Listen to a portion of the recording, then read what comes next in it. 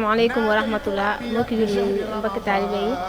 ñoo leen nuyu bu baax di leen siyaar ñoo ngi toll ci guddeelu 19e jour du mois de Ramadan yemook fukkeelu guddi ak juróom-ñeent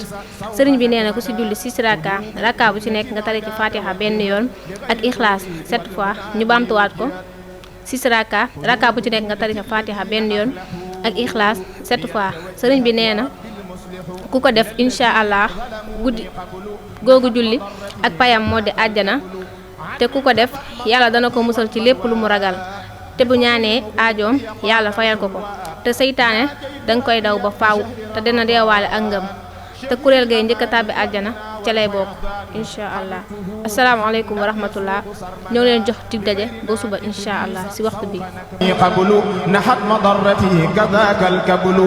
an intafat madarrati wal balwa bi fadli mughnin li yaqada alxulwa